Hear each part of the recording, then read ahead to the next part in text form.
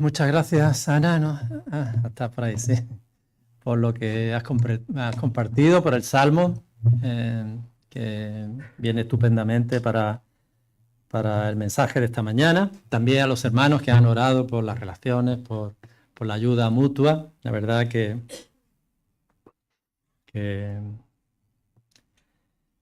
está todo relacionado con lo que me gustaría compartir esta mañana con vosotros, que ya estáis viendo ahí las relaciones personales y concretamente las relaciones entre nosotros, la ayuda y el cuidado entre nosotros los hermanos. La gracia de Dios que nos salva, esta que hemos cantado, que perdona nuestros pecados, que nos reconcilia con Dios, esa misma gracia que va transformando nuestra vida, nos va moldeando, es perfectamente aplicable también a nuestras relaciones. Transforma o moldea la manera en que tratamos a los demás, cómo convivimos con nuestro prójimo y especialmente cómo nos relacionamos entre nosotros, con nuestros hermanos en la fe, cómo nos ayudamos y nos amamos, nos cuidamos los unos a los otros. El amor entre hermanos, como hemos orado, como hemos dicho, es maravilloso, ¿no? Como deleitoso, como hemos oído en el Salmo que ha compartido Ana, ¿no? Pero es verdad que si no entramos en detalles, como digo yo, cuando me preguntan por la salud, pues estamos bien. Si no entramos en detalles, estamos bien. Pero en la medida que vamos entrando más en esos detalles, buscamos relacionarnos mejor, de una forma un poco más profunda, vamos buscando una verdadera comunión con el hermano, que es lo que debíamos procurar, estar cada vez pues, más unidos en ese amor. En la medida que vamos buscando eso, la cosa se va complicando un poco más, ¿verdad? No sé si habéis oído hablar de la fábula de los erizos, de este filósofo alemán Schopenhauer. Yo la leí, la escuché hace unos pocos días. Bueno, resumiéndola un poco, dice que había un grupo de erizos que buscaba acurrucarse para darse calor porque era invierno y hacía mucho frío. Sin embargo, al acercarse para darse calor, ¿qué pasaba? Son erizos, pues se pinchaban con sus púas y se herían mutuamente, lo que eso los obligaba pues, a separarse otra vez, ¿no? Pero al alejarse, pues sentían de nuevo el frío. Entonces, pues, en un comité de erizos, pues decidieron que, bueno, hay que juntarse en la medida, que no todo lo suficiente en la medida que nos pinchemos los unos a los otros, ¿no? Y así, pues, lo decidieron, ¿no? Así que después de varias tentativas, los erizos descubren una distancia óptima en la que pueden mantenerse lo suficientemente cerca para darse calor, pero lo bastante lejos para no lastimarse con las púas unos con otros, ¿no? Y algo así es lo que pasa con las relaciones. Nos necesitamos, las personas en general, somos seres sociales, Dios nos hizo así, no es bueno que el hombre esté solo, ¿verdad? Pero a la vez necesitamos el calor del otro. Pero como les pasaba a los erizos, en la medida que nos vamos juntando, nos vamos pinchando. Pero Dios llama a sus hijos especialmente, no como en la fábula de Schopenhauer, a quedarnos a una distancia determinada, sino a estar cada vez más juntos para darnos cada vez el mayor calor posible, ¿verdad? El amaos los unos a los otros se trata de eso, ¿no? De buscar cada vez una mayor comunión entre nosotros, estar más cerca el uno del otro y el estar más unido al otro, ¿no? Así que de esto vamos a hablar esta mañana, de nuestras relaciones, especialmente de las que tenemos con los hermanos en la iglesia. Y para este tema voy a usar un corto pasaje de solo 6 versículos del libro de Gálatas. Ya veis que le estoy sacando provecho al libro de Gálatas, del estudio que estuvimos haciendo en el grupo pequeño. Y sí, la verdad es que para mí fue muy enriquecedor y pude sacar muchas cosas prácticas para mi vida, ¿no? Fue muy bueno y bueno, aquí se nota, ¿no? Otra vez sobre Gálatas, en estos versículos que ahora os voy a comentar, donde el apóstol enseña cómo nosotros los cristianos, aquellos que hemos sido transformados por el amor de Dios y deseamos vivir guiados por el Espíritu Santo, pues debemos de comportarnos dentro de nuestra iglesia, ¿no? Los unos con los otros. Vamos a leer primeramente el pasaje que se encuentra en Gálatas 5:26 hasta el 6:5. Ahí lo tenemos. Lo vamos a leer. No dejemos que la vanidad nos lleve a irritarnos y a envidiarnos unos a otros. Hermanos, si alguien es sorprendido en pecado, vosotros que sois espirituales, debéis restaurarlo con una actitud humilde, pero que cada cual tenga cuidado, porque también puede ser tentado. Ayudaos unos a otros a llevar las cargas y así cumpliréis la ley de Cristo. Si alguien cree ser algo cuando en realidad no es nada, se engaña a sí mismo. Cada cual examine su propia conducta y si tiene algo de qué presumir, que no se compare con nadie, que cada uno cargue con su propia responsabilidad. En primer lugar, vamos a ver la vanidad y el problema con la competencia y la comparación. La iglesia de Galacia, como también es como la de Corinto, existían disensiones, luchas de poder, desacuerdos, disputas entre sus miembros, y muchos de estos problemas que esta iglesia iban arrastrando tenían que ver con el legalismo de los judaizantes, de los falsos maestros que se habían introducido en ellas. Pero Pablo ahora en esta parte de su carta apunta a un problema que habita en el corazón mismo de las personas, que lejos de ayudar a resolver cualquier conflicto, sea el que sea, lo que hace es complicarlo aún más. Lo señala en este último versículo del capítulo 5, versículo 26, que dice: no dejemos que la vanidad nos lleve a irritarnos y a envidiarnos unos a los otros. Este es un versículo muy interesante porque nos muestra que nuestra conducta hacia los demás está determinada por la opinión que tenemos de nosotros mismos. Lo que Pablo viene a decir es que cuando esa opinión que tenemos de nosotros mismos no es la correcta, cuando hay vanidad, que en este caso, en nuestra vida, pues hacemos una de estas dos cosas: o irritamos o envidiamos. Ahora lo explicaremos un poco mejor, ¿no? El pecado de la vanidad o la vanagloria. La definición que nos da el diccionario de esta palabra es arrogancia, envanecimiento o engreimiento. Se manifiesta en una exagerada búsqueda de admiración y de reconocimiento. Es un tipo de orgullo o soberbia. Aquí en este versículo, esta palabra, que en el griego es kenodoxos, le añade unos matices también muy interesantes. Viene a significar como una profunda inseguridad, un vacío de gloria, la vanagloria, que lleva a las personas a medirse o a compararse, como si de un concurso se tratara, con los demás. Lo cual hace que adquiramos una de estas dos actitudes que son las que Pablo está señalando aquí. Por un lado está la actitud de irritar o de provocar, que también significa lo mismo, ¿no? Esto ocurre cuando nos vemos mejores que en otro en algún aspecto, que nuestra vanidad. Entonces, cuando nos vemos mejores que los otros, superiores, ¿qué pasa? La vanidad va engordando, ¿no? Se infla y hace que deseemos sobresalir. Necesitamos mucho que otros reconozcan nuestro valor, lo cual desafía o incita al otro, o lo provoca, o lo irrita. Y después, por el otro lado, está la actitud de envidiar. Al vernos como inferiores, nuestra vanidad, ¿qué hace? Hace que nos hundamos. Surge el temor al miedo, a no estar a la altura. ¿Y esto qué hace? Nos incita a tener celos de los dones o de los logros de otras personas. Y lo envidiamos, ¿no? Y aunque parezcan dos cosas opuestas, en realidad las dos manifiestan esta inseguridad y vacío de gloria de la que hablábamos. En definitiva, las dos son una forma de vanidad o de vanagloria, ¿no? De ser engreído. Muy diferente es el amor que es el fruto del Espíritu Santo. El Espíritu Santo echa fuera la vanidad. El creyente espiritual no piensa en sí mismo más de lo que debería pensar, no tiene una opinión ilusoria o fantasiosa de sí mismo, sino que piensa de sí con cordura, ¿verdad? Como nos recomienda Pablo pensar en Romanos 12, 3.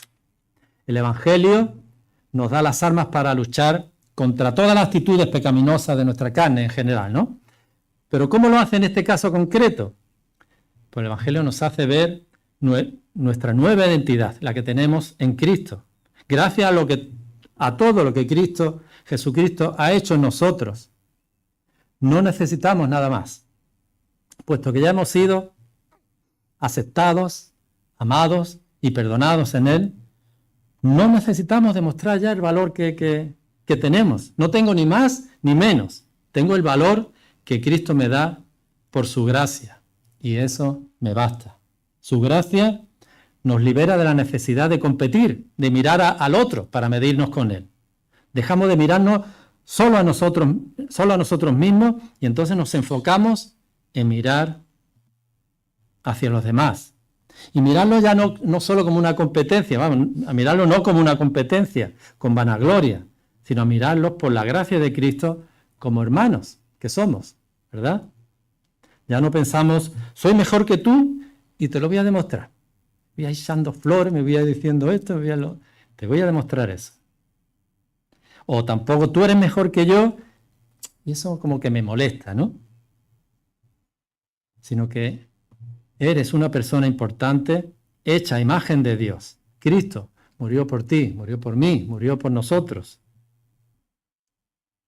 Y mi gozo es ese, ¿no? Mi gozo y mi deseo es gozarme en él, servir al otro y cuidarlo, ¿no? Entonces ahora ya no me preocupo por mí no me preocupo por mí, no veo a los hermanos de esa manera, ¿no? Ahora estoy pensando en cómo puedo demostrarle mi amor a mis hermanos, cómo puedo servirle, cómo podemos cuidarle, ¿no?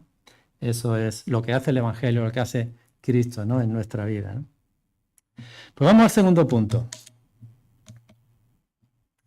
Restaurar con humildad.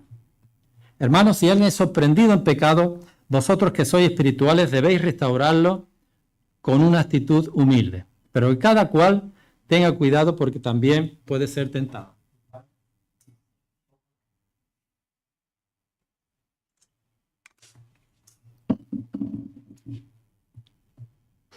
Dentro de toda la iglesia, como en cualquier comunidad, habrá fracasos y pecados, ¿no? Pero la diferencia no está en si hay caídas, sino en cómo podemos responder a ellas, ¿no? Pablo nos llama aquí a restaurar al que cae y además a hacerlo con un espíritu de humildad. En este versículo, pues Pablo nos da un ejemplo particular de llevar las cargas. Si alguien es sorprendido en pecado, sorprender a alguien en el acto de pecar no es tan raro como parece. El ejemplo más conocido en el Nuevo Testamento es el de la mujer que los fariseos llevaron a Jesús diciéndole que le habían sorprendido en el mismo acto del adulterio. Pero hay muchos otros pecados y la experiencia no serán tan sensacionales como en el caso de esta mujer, pero son igualmente caídas en las que podemos ser hallados por el hermano, ¿no?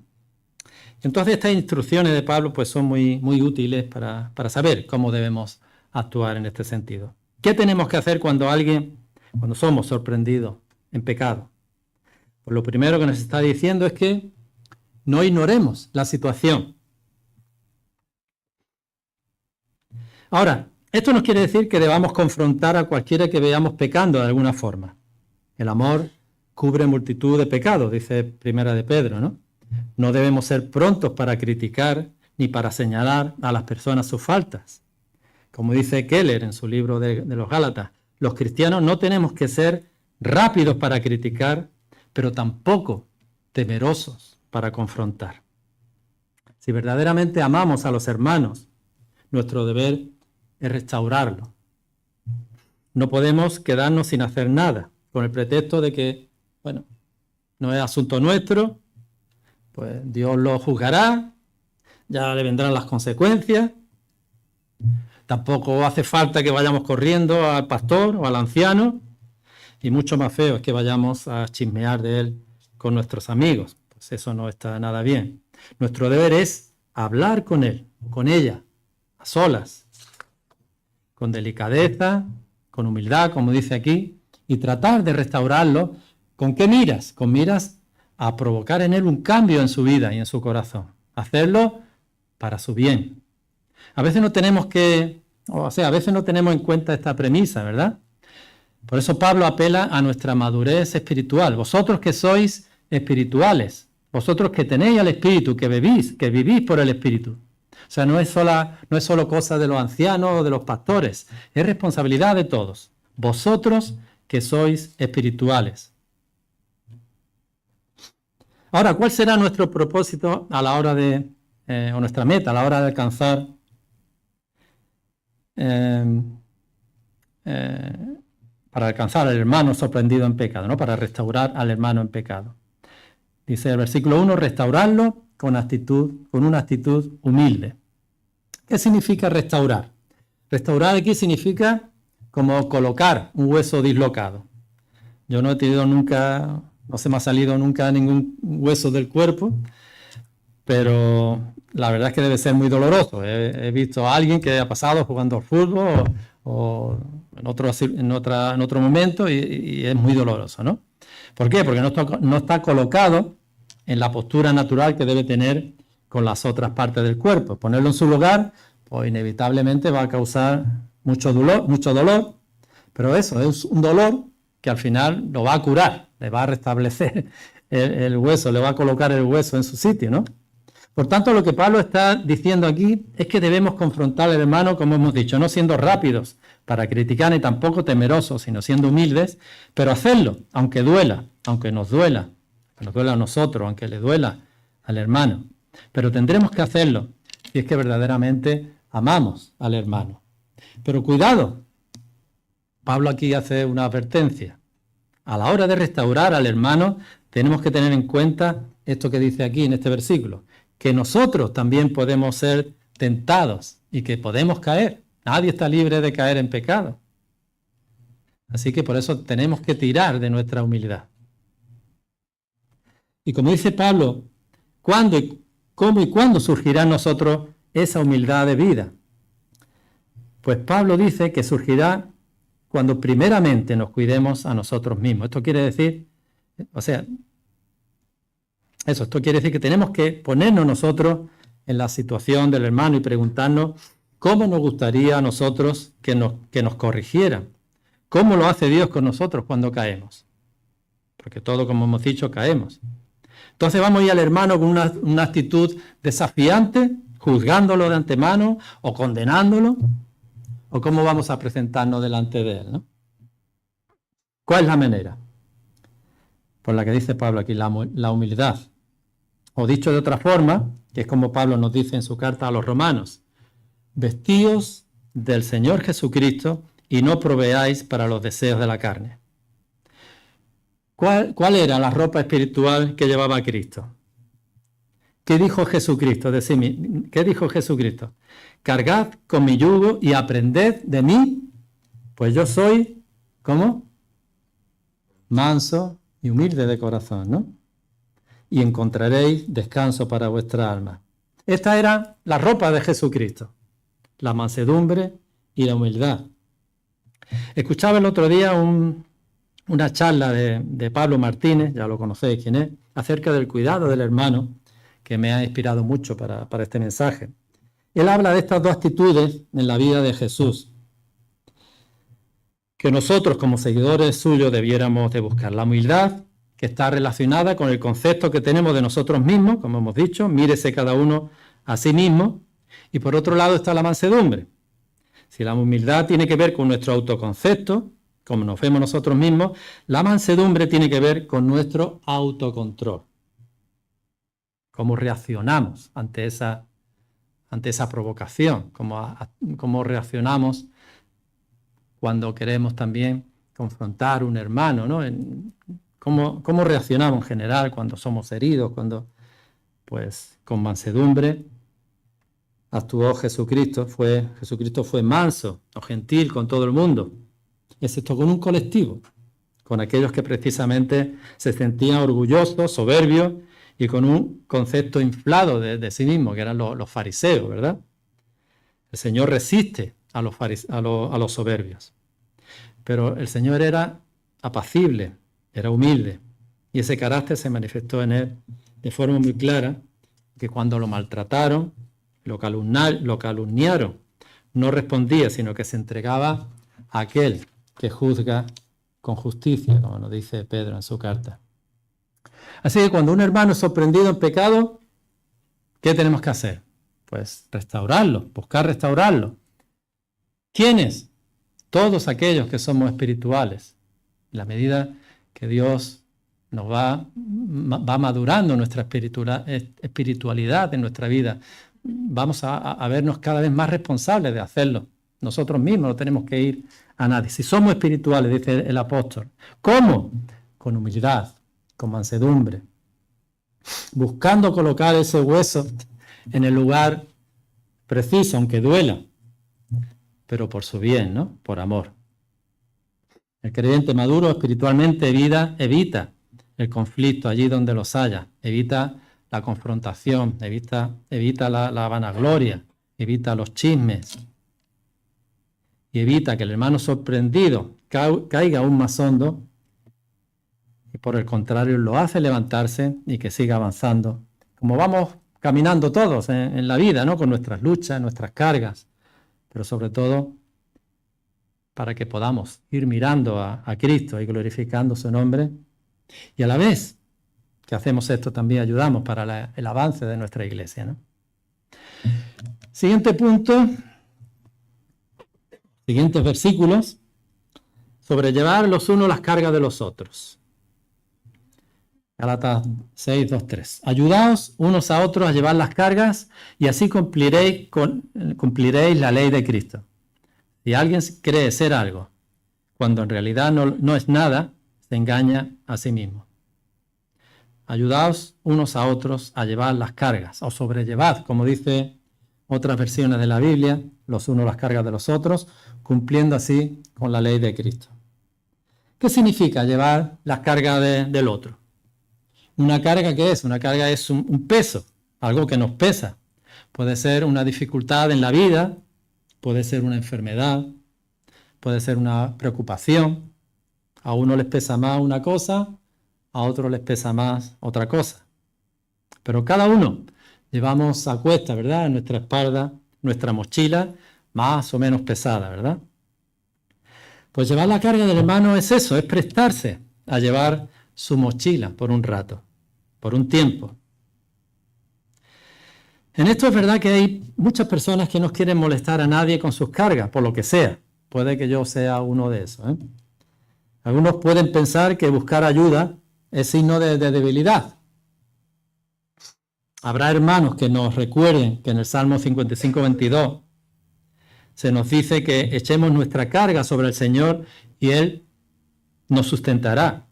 Y que el Señor Jesús invitó a los cargados a venir a Él y prometió darles descanso. Y eso es absolutamente cierto, ¿verdad? Es cierto que solo Jesucristo puede llevar la carga de nuestro pecado y nuestra culpa, ¿no? Él lo llevó en su propio cuerpo cuando murió en la cruz. Pero esto no es así con nuestras otras cargas, nuestras preocupaciones, nuestros conflictos, enfermedades, dudas, tristezas. Es verdad que también podemos echárselas al Señor, ya que Él cuida de nosotros, como nos dice Pedro. Pero tenemos que recordar que una de las maneras en la que Él lleva nuestras cargas es muchas veces a través de la amistad humana, a través de nuestros hermanos en la fe. El apóstol Pablo, en un momento de su vida, se sintió terriblemente agobiado y muy preocupado por la iglesia de Corinto y por la reacción a una carta bastante dura que él mismo le había escrito, ¿no? Y tenía desconsuelo, no podía descansar bien, ¿no? Él escribió: estábamos afligidos en todo momento, luchando por fuera y con miedo por dentro. Y luego continúa diciendo: pero Dios, que consuela a los abatidos, a nosotros nos consoló con la venida de Tito. Y es en Corintios 7. O sea, el consuelo de Pablo no llegó a través, en este caso, a través de la oración privada, ni a través de la espera en el Señor, sino que vino a través de la compañía de un amigo, de Tito, y de las buenas obras, de las buenas noticias que trajo, ¿no? Ayudaos los unos a los otros, ayudaos a sobrellevar cada uno las cargas de los otros. ¿Qué te pasa, hermano? Te veo triste.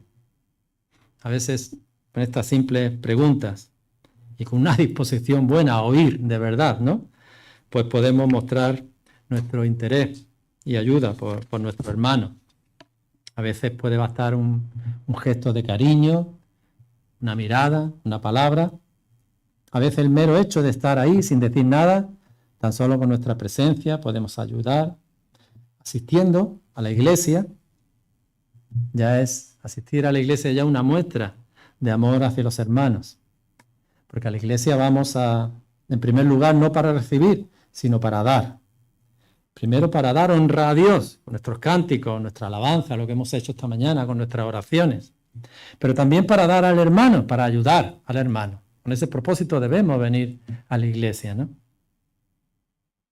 Cuando venimos a la iglesia estamos amando a nuestros hermanos. Por eso también nos desanimamos cuando hay una baja asistencia, ¿verdad? No se trata de llevar la cuenta del que no viene y tratar de alguna manera de obligarlo a venir, ¿no? Eso es una motivación que no es muy bonita, que digamos, fea, ¿no? Nuestra mera presencia hace bien al hermano. ¿Por qué? Porque queremos también de alguna forma sobrellevar, meter un poquito el hombro en la carga del hermano, ¿no? Queremos ayudar de alguna manera y amarle. Y estando aquí juntos, viniendo con la disposición de dar, de adorar a Dios y de servir, pues solamente sentado ahí en nuestro banco ya demostramos ese amor y ese cariño por los hermanos, ¿no? Preocupémonos los unos por los otros, nos dice Hebreos, a fin de estimularnos al amor y a las buenas obras. En esta charla que os decía de Pablo Martínez, dice que la madurez cristiana se demuestra en esto, en cómo ayudamos y cuidamos de nuestros hermanos. Dime cómo cuidas de tus hermanos, cuánto oras por ellos, qué atención le prestas, qué tiempo le dedicas a ellos y te diré cómo de maduro espiritualmente eres. Es, ¿no? Una frase que me encantó, ¿no? Dime cómo haces estas cosas y te diré cómo de espiritualmente eres. Ahora, ¿por qué tenemos que cuidar a los hermanos? Como la pregunta que le hace Caín a Dios en Génesis. ¿Acaso soy yo el que debe cuidar del hermano? ¿Soy yo guardián de mi hermano? Una pregunta, por cierto, que revela la dureza del corazón humano. Pero en Cristo la respuesta de Caín debería ser totalmente opuesta. Sí, yo soy el guardián de mi hermano. Yo soy guardián del bienestar de mi hermano. Vivimos en medio de una sociedad muy individualista. Yo creo que esto lo observamos todos. Y este individualismo, como otras tantas ideas que van implantándose en nuestra sociedad, pues también, por desgracia, termina afectándonos a nosotros los creyentes. Que cada cual se la apañe como pueda, ese es problema tuyo. ¿A mí qué? ¿El acaso soy yo guardián de mi hermano? Pues se nos va imponiendo, ¿no? Pero el apóstol Pablo dice en Filipenses, no mirando cada cual por lo suyo propio, sino cada cual también por lo de otros, porque cada uno busca lo suyo propio y no lo que es de Cristo. El egoísmo. Ya hemos hablado antes acerca de la vanidad, ahora es el egoísmo. Son parecidos, ambos se enfocan en sí mismos, ambos buscan su propio bien, lo suyo propio, en lugar del bien del otro. Doy para que me des. Me hace bien hacer esto o aquello. Me hace bien a mí. Pero esta motivación no nos llevará a buen lugar. Más bien nos llevará a la frustración. Porque cuidar de un hermano cansa, agota, quema. Ahora, ¿cuál debe ser entonces la motivación correcta para ayudar a los hermanos? Cumpliendo, como dice Pablo aquí, y así cumplir la ley de Cristo. Quizás aquí de reojo estaba pensando en los judaizantes y en los falsos maestros, ¿no? Cumplir la ley, de cumplir la ley, ¿no? El moralismo, el legalismo, ¿no? Pero esto no significa otra cosa que hacerlo por amor a Cristo, ¿verdad? Cumplir la ley de Cristo. En esta misma carta, Pablo le dice a los hermanos, hablo así, hermanos, porque habéis sido llamados a ser libres, pero no os valgáis de esa libertad para dar rienda suelta a vuestras pasiones. Más bien, servíos unos a otros con amor. En efecto, sigue el versículo, toda la ley se resume en un solo mandamiento. Ama a tu prójimo como a ti mismo. Así que la ley de Cristo es la que se resume en ama a tu prójimo. Esa es la ley la ley de Cristo. ¿Por qué? Porque Cristo es el ejemplo máximo e insuperable de esta clase de amor. Ya hemos visto su ejemplo de humildad y su mansedumbre. Ahora es su amor. Como Él nos amó y anduvo en este mundo haciendo bienes y llevando nuestras cargas más pesadas, pues ahora Él nos invita a nosotros también a llevar las de los demás, pero mirándolo a Él, ¿verdad? No esperemos que el hermano nos lo agradezca, ni nos dé las gracias siquiera, ¿no? Pero ¿qué dice Jesucristo? Si dais un vaso de agua en mi nombre a uno de estos pequeños, no quedará sin recompensa. Así que todos, eso es algo que tenemos que hacer todos los cristianos, los que deseamos seguir, los seguidores de Jesucristo, ¿no? Y todos necesitamos, como digo, que nos cuiden, que nos amen de alguna manera. Pablo advierte, el que se cree ser algo, no siendo nada, se engaña a sí mismo. Bueno, por supuesto, un cristiano es algo, está lleno de la esperanza y confianza, ¿no? Como dice Keller también. Pero es por Cristo.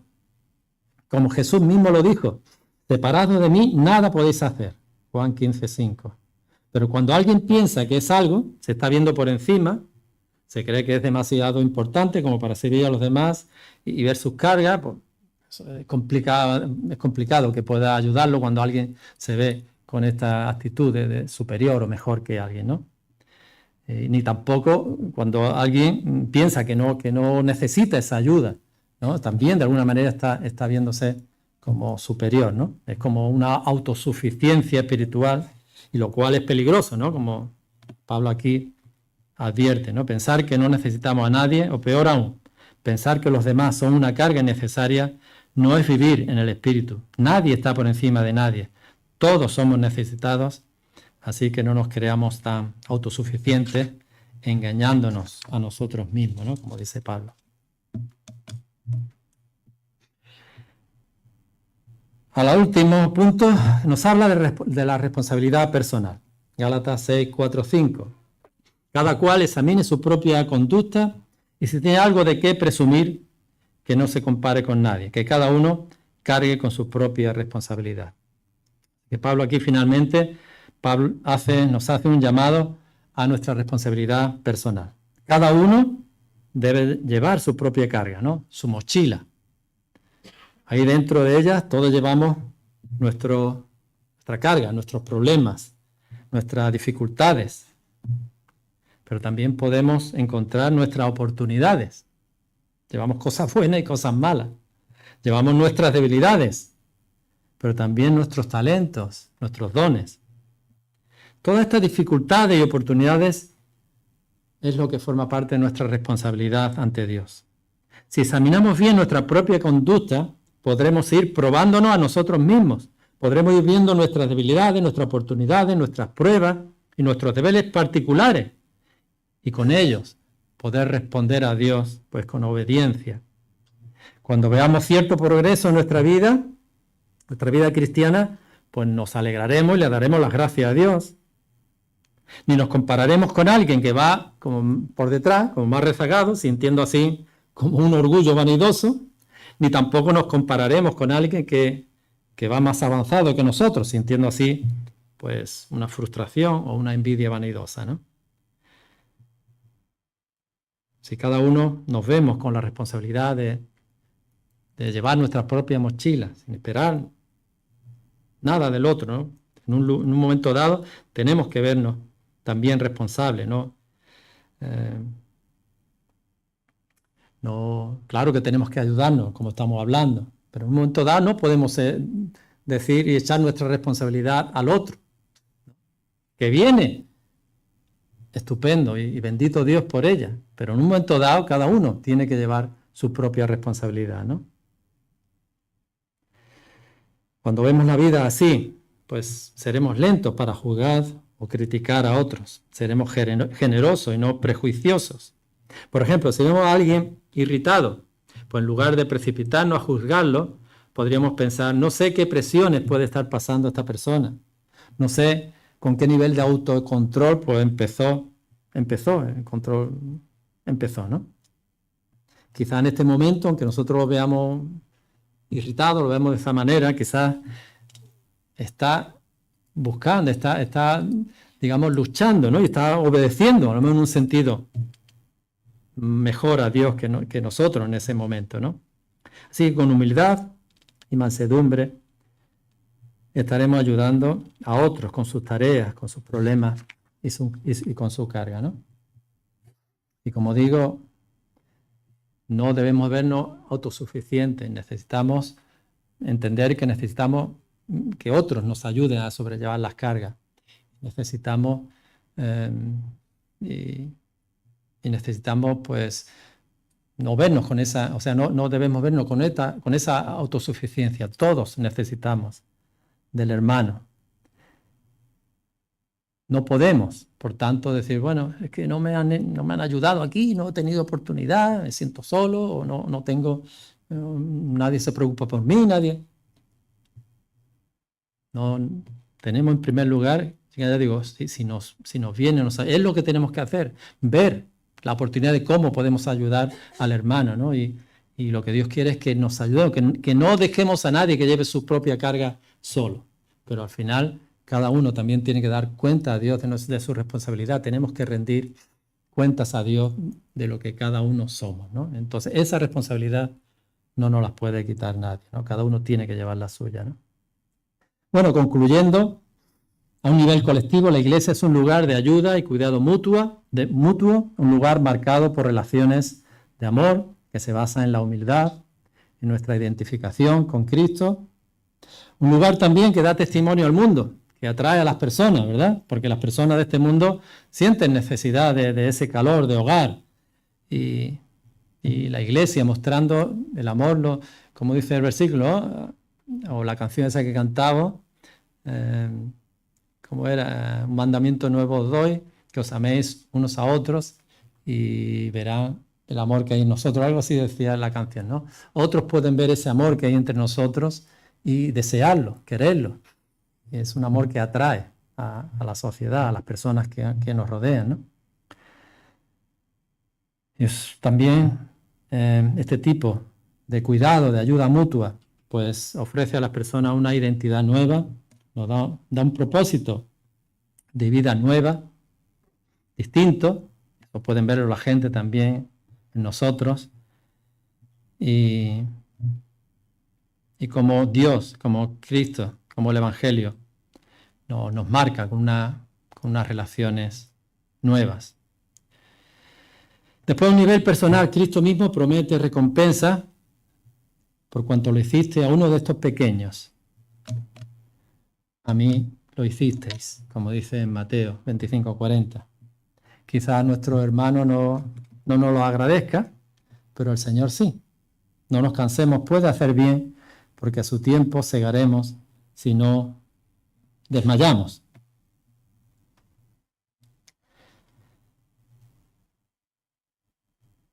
No nos cansemos pues de hacer bien, porque a su tiempo segaremos si no desmayamos. Vamos a orar para terminar.